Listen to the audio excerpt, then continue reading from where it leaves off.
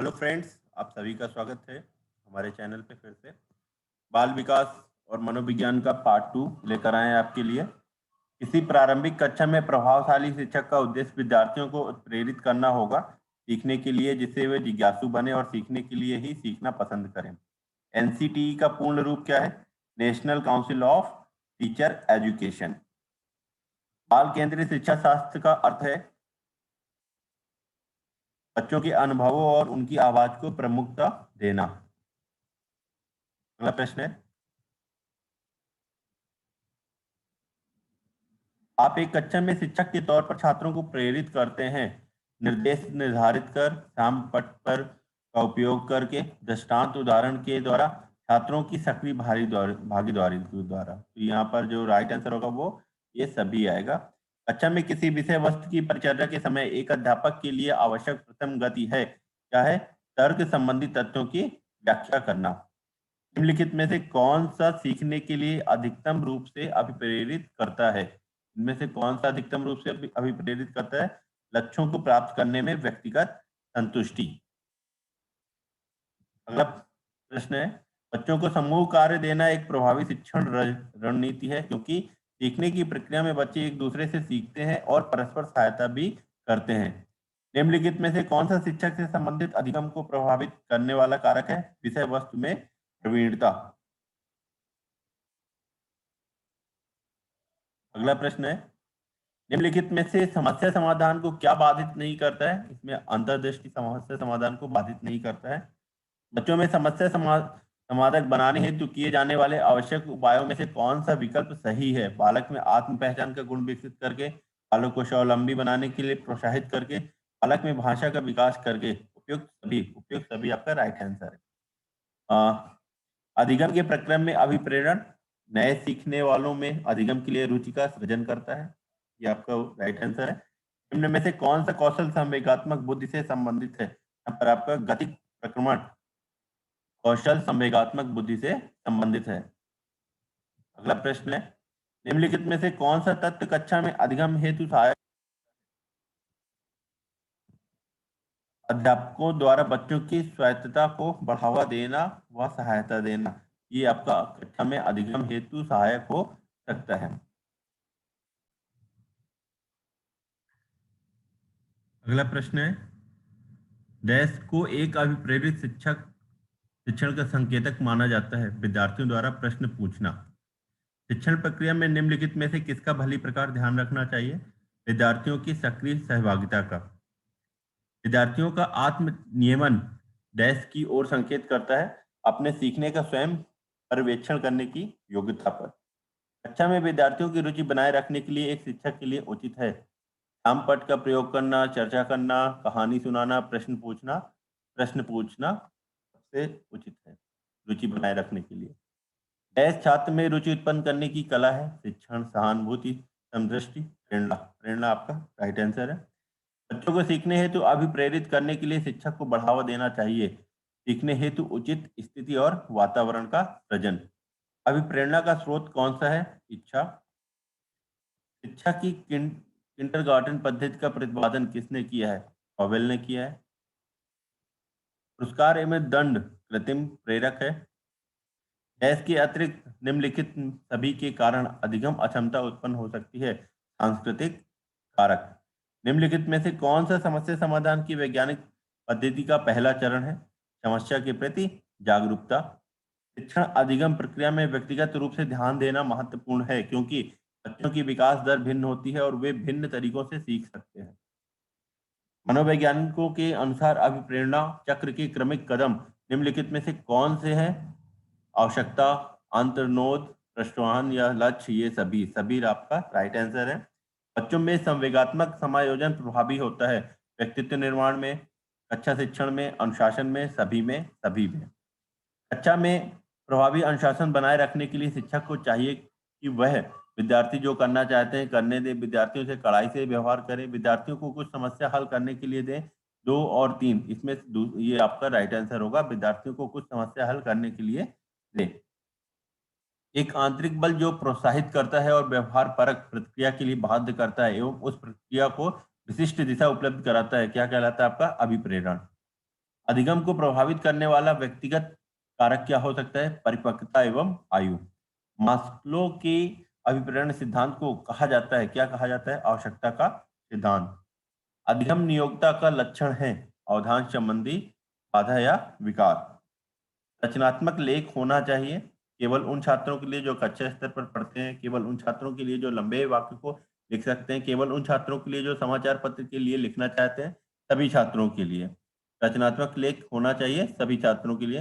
निम्न में से सर्वोत्तम कौन है? एक अच्छा अध्यापक अध्यापन के लिए व्याख्यान विधि का प्रयोग करता है, प्राय प्रदर्शन के माध्यम से सिखाता है, सभी बिंदुओं को व्यवहारिक दृष्टि से सिद्ध करता है, उपयुक्त सभी सत्य हैं। निम्नलिखित में से कौन सा सृजनात्मकता से संबंधित है? यहाँ पर आपका अपसारी चिंतन सृजनात्मकता से संबंधित है। अभिप्रेरणा और अधिगम के बारे में निम्नलिखित में से कौन सा एक कथन सही है? यहाँ पर अधिगम केवल तभी प्रभावी होता है जब विद्यार्थियों में भीतरी प्रेरणा हो, सीखने की अंतर्निहित इच्छा हो। अधिगम को प्रभावित करने वाला व्यक्तिगत कारक है परिपक्वता एवं आयु। एक क्रिकेट खिलाड़ी अपने गेंदबाजी के कौशल को विकसित कर लेता है, पर यह उसकी बल्लेबाजी के कौशल को प्रभावित नहीं करता। इसे कहते हैं क्या? शून्य प्रशिक्षण अंतरण। निगमनात्मक तर्कणा में शामिल है सामान्य से विशिष्ट की ओर तर्कणा। एक शिक्षक को अपने विद्यार्थियों की क्षमताओं को समझने का प्रयास करना चाहिए। निम्नलिखित में से कौन सा क्षेत्र इस उद्देश्य के साथ संबंध है? शिक्षा मनोविज्ञान।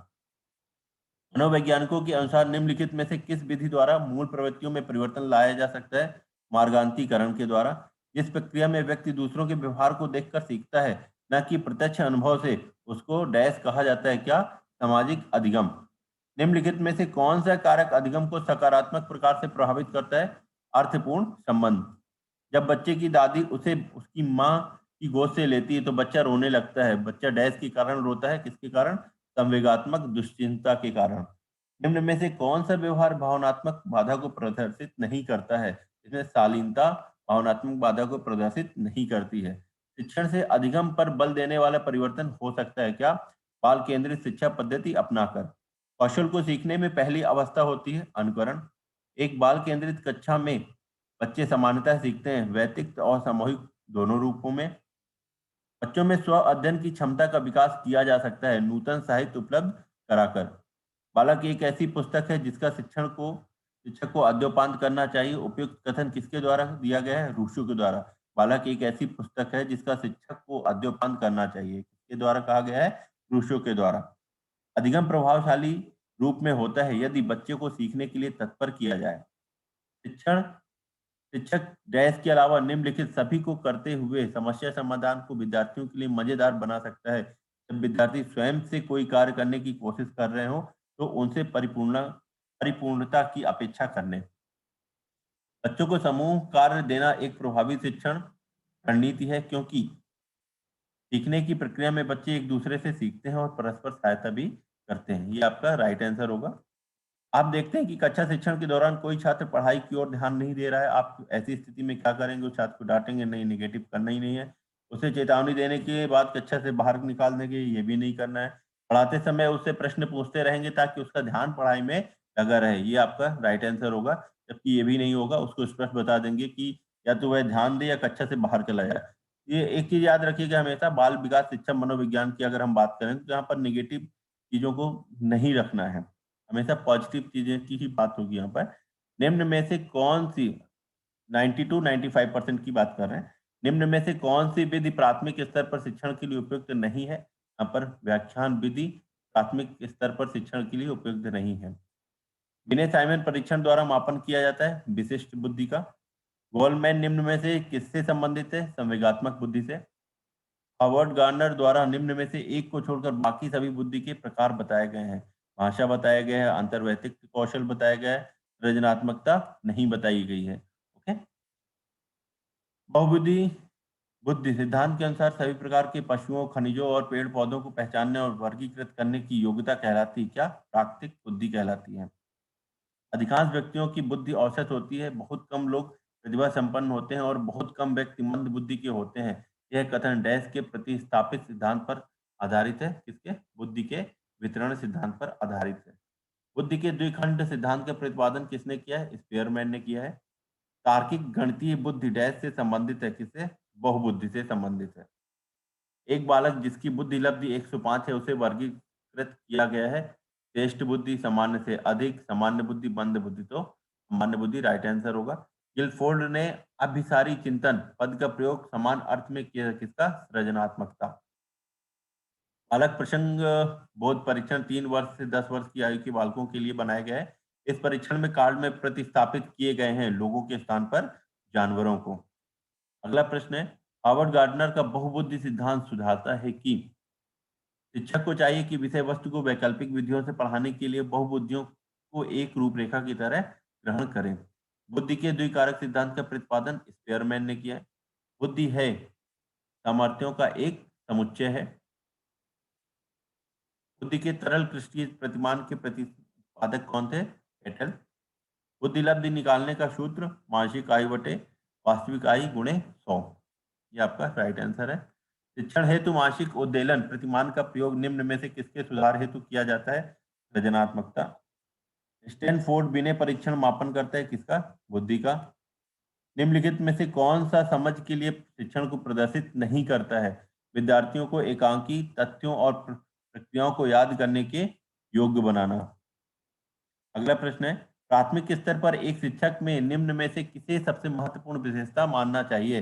धैर्य और दृढ़ता। शिक्षा के क्षेत्र में पाठ्यचर्या शब्दावली डैश की ओर संकेत करती है। विद्यालय का संपूर्ण कार्यक्रम जिसमें विद्यार्थी प्रतिदिन अनुभव प्राप्त करता है।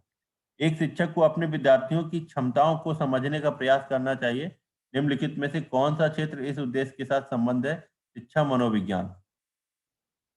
निचली कक्षाओं में शिक्षण की खेल पद्धति मूल रूप से आधारित है किस पर? विकास एवं वृद्धि के मनोवैज्ञानिक सिद्धांत पर। निम्न में से कौन सा शिक्षण अधिगम का स्तर नहीं है? स्मृति स्तर। एक शिक्षिका दो एक समान गिलासों को प्रदर्शित करती है जो जूस की समान मात्रा से भरे हुए हैं। वह उन्हें दो भिन्न गिलासों में खाली करती है, जिनमें से एक लंबा है और दूसरा चौड़ा है। वह बच्चों को उस गिलास की पहचान करने के लिए कहती है जिसमें जूस ज्यादा है। बच्चे प्रत्युत्तर देते हैं कि लंबे गिलास में जूस ज्यादा है। शिक्षिका के बच्चों को कठिनाई है। इसका राइट आंसर क्या होगा? विकेंद्रीकरण। सांस्कृतिक तथा भाषिक रूप से वैविध्यपूर्ण कक्षा में यह निश्चित करने से पहले कि शिक्षार्थी विशिष्ट शिक्षा वर्ग में आता है या नहीं, एक शिक्षक को करना चाहिए क्या? अक्षमता स्थापित करने से पहले शिक्षार्थी की मातृभाषा का मूल्यांकन करना चाहिए। दिए गए वाक्य को पूरा करने के लिए निम्नलिखित में से कौन सा युग्म सर्वाधिक उचित विकल्प होगा? वास्तविक जीवन में उपयोगी सीखा, ये आपका उचित विकल्प होगा। यहाँ पर जब बच्चे उन गतिविधियों में शामिल होते हैं जो वास्तविक जीवन में उपयोगी होती हैं, तब वे जल्दी सीखा करते हैं। ब्लूम की टैक्सोनॉमी संज्ञानात्मक उद्देश्यों की पदानुक्रमित व्यवस्था है। ब्लूम की टैक्सोनॉमी किसकी है? संज्ञानात्मक उद्देश्यों की पदानुक्रमिक व्यवस्था है। डैश के द्वारा निपुण अभिविन्यास को प्रोत्साहित किया जा सकता है शिक्षार्थियों के व्यक्तिगत प्रयासों पर ध्यान केंद्रित करने। निम्नलिखित में से कौन सा सिद्धांत पाठ योजना में शामिल नहीं है? यहाँ पर आपकी योजना की दृष्टि दृढ़ता। बाल केंद्रित शिक्षा के लिए निम्नलिखित में से कौन सा कारक आधार है? वैयक्तिक अंतर। बाल केंद्रित शिक्षा में शामिल है बच्चों के लिए हस्तपरक गतिविधियां। एक शिक्षिका अपनी कक्षा में विविधता को संबोधित कर सकती है, विभिन्नताओं को स्वीकार करके और उसे महत्व देकर। बच्चों की सामाजिक सांस्कृतिक पृष्ठभूमि का शिक्षा शास्त्रीय संसाधन के रूप में प्रयोग करके, विभिन्न अधिगम शैलियों को समायोजित करके, मानक निर्देश देकर और निष्पादन हेतु सर्व मान्य मानदंड निर्धारित करके। यहाँ पर राइट आंसर होगा पहला, दूसरा और तीसरा। किसी कक्षा में शिक्षक की भूमिका सीखने की विश्वसनीय स्थितियां जुटाना और शिक्षार्थियों को स्वतंत्र चिंतन की सुविधा देना। निम्नलिखित में से कौन सा उदाहरण प्रभावशाली विद्यालय की प्रथा का है? व्यक्ति सापेक्ष अधिगम। एक सशक्त विद्यालय अपने शिक्षकों में निम्नलिखित योग्यताओं में से किसे सर्वाधिक बढ़ावा देगा? प्रतिस्पर्धात्मक अभिव्यक्ति को। प्रयोगात्मक विधि को सर्वप्रथम प्रस्तावित किया है विल्हेम वुंट ने। एक शिक्षक को कक्षा में कार्य करना चाहिए प्रजातांत्रिक भूमिका में। निम्नलिखित में से कौन सा एक उदाहरण भाषिक बुद्धि वाले व्यक्ति को दर्शाता है? शब्दों के अर्थ और क्रम तथा भाषा के विविध प्रयोगों के प्रति संवेदनशीलता। प्रगतिशील शिक्षा में अपरिहार्य है कि कक्षा कक्ष लोकतांत्रिक होता है और समझने के लिए बच्चे को पर्याप्त स्थान दिया गया होता है। एक सजीव कक्षा स्थिति में निम्नलिखित में से सबसे अधिक संभावित है शिक्षक छात्र वार्ता। भारत में बहुत से बच्चे, विशेषकर लड़कियां, विद्यालय में आने से पहले और विद्यालय से वापस जाने के बाद घर का काम करते हैं। आपके विचार से इस संबंध में एक शिक्षिका को गृह कार्य के बारे में क्या करना चाहिए? उसे उन बच्चों को कठोर दंड देना चाहिए जो अपना गृह कार्य पूरा नहीं करते हैं? नहीं। शिक्षिका को ऐसा गृह कार्य देना चाहिए जो विद्यालय में कराए गए अधिगम को बच्चों को घर की घरेलू जीवन को जोड़ता है। यही आपका राइट आंसर होगा। आकलन उद्देश्यपूर्ण होता है यदि इससे विद्यार्थियों और शिक्षकों को प्रतिपुष्टि मतलब फीडबैक प्राप्त हो। ये आपका राइट आंसर होगा। निम्नलिखित में से कौन सी विशेषता समस्या समाधान उपागम का विशेष चिन्ह है? समस्या कथन में संकेत अंतर्निहित रूप से दिया होता है। कक्षा में शिक्षण के समय कोई गंभीर त्रुटि कर देने पर शिक्षक को निम्नलिखित कार्य करना चाहिए। वह अपनी त्रुटि को तुरंत स्वीकार कर ले। ये आपका राइट आंसर होगा। बच्चों द्वारा की जाने वाली त्रुटियों के संबंध में निम्नलिखित में से कौन सा कथन सत्य है? यदि एक शिक्षक कक्षा कक्ष में सभी बच्चों की त्रुटियों को सुधारने हेतु योग्य नहीं है, तो यह संकेत करता है कि शिक्षक शिक्षा की व्यवस्था असफल है। ये आपका राइट आंसर होगा यहाँ पर। सतत और व्यापक मूल्यांकन की योजना में व्यापक शब्द डैश के अलावा निम्नलिखित के द्वारा समर्थित किया जाता है। किसके द्वारा? जेपी गिलफोर्ड का बुद्धि संरचना का सिद्धांत। आकलन है सीखने में सुधार का एक तरीका है। ये आपका राइट आंसर है। सीसीई की संकल्पना किसने की है? केंद्रीय माध्यमिक शिक्षा परिषद ने। अगला प्रश्न है, सीसीई में दो बच्चों के बीच तुलना को वर्जित क्यों किया गया है? प्रत्येक व्यक्ति में वैयक्तिक मानसिक विकास का अंतर होना प्राकृतिक है, अतः ऐसी टिप्पणियां वास्तव में बेमानी है। कक्षा में शिक्षक का महत्वपूर्ण उत्तरदायित्व है विषय वस्तु के ज्ञान को संप्रेषित करना। निम्नलिखित में से कौन सा एक माध्यमिक विद्यालय की कक्षा कक्ष में शिक्षक की भूमिका का सर्वोत्तम उचित वर्णन करता है? चर्चाओं के अवसर उपलब्ध कराना। राजेश अति लोलुप पाठक है। वह अपने कोर्स की पुस्तकें पढ़ने के अतिरिक्त प्राय पुस्तकालय जाता है और भिन्न प्रकरणों पर पुस्तकें पढ़ता है। इतना ही नहीं, राजेश भोजन अवकाश में अपने परियोजना कार्य करता है। उसे परीक्षाओं के लिए पढ़ने के लिए अपने शिक्षकों अथवा अभिभावकों द्वारा कभी भी कहने की लिए जरूरत नहीं है और वह वास्तव में सीखने का आनंद लेता नजर आता है। उसे डैश के रूप में वह सर्वाधिक बेहतर रूप से वर्णित किया जा सकता है। किसके रूप में? आंतरिक रूप से अभिप्रेरित शिक्षार्थी के रूप में सर्वाधिक बेहतर रूप से वर्णित किया जा सकता है। विद्यार्थियों को स्वतंत्र रूप से चिंतन करने तथा प्रभावी शिक्षार्थी बनने में समर्थ बनाने हेतु शिक्षक के लिए यह महत्वपूर्ण है। क्या महत्वपूर्ण है? विद्यार्थियों को सिखाना कि किस प्रकार से अपने अधिगम का अनुवीक्षण करें। निम्नलिखित में से कौन सी संज्ञानात्मक क्रिया नई सूचना के विश्लेषण के लिए प्रयोग में लाई जाती है? इसमें आपका अंतर करना नई सूचना के विश्लेषण के लिए प्रयोग में लाई जाती है। बहुविकल्पी प्रश्न बच्चों की डैश की योग्यता का आकलन करते, किसकी? सही उत्तर की पहचान की योग्यता का आकलन करते हैं।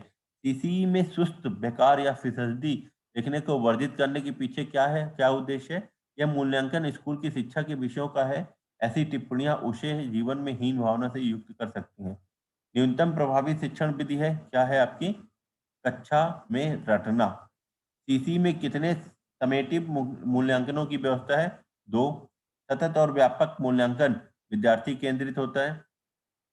क्रिस्टीना अपनी कक्षा में क्षेत्र भ्रमण पर ले जाती है और वापस आने पर अपने विद्यार्थियों के साथ भ्रमण पर चर्चा करती है।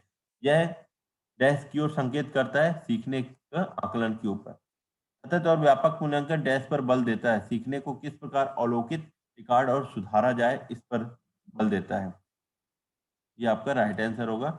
मूल्यांकन का उद्देश्य है, मूल्यांकन का क्या उद्देश्य है? उत्पादक जीवन जीने के लिए शिक्षा किस सीमा तक तैयार कर पाई है का पुष्टि पोषण प्रदान करना। ये आपका राइट आंसर होगा मूल्यांकन का उद्देश्य।